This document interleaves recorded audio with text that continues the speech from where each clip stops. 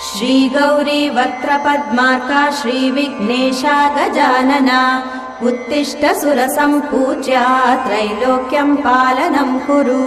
श्रीगौरी वक्त्रपद्मार्का श्रीविघ्नेशा गजानना उत्तिष्ठ सुरसम्पूज्या त्रैलोक्यं पालनं कुरु।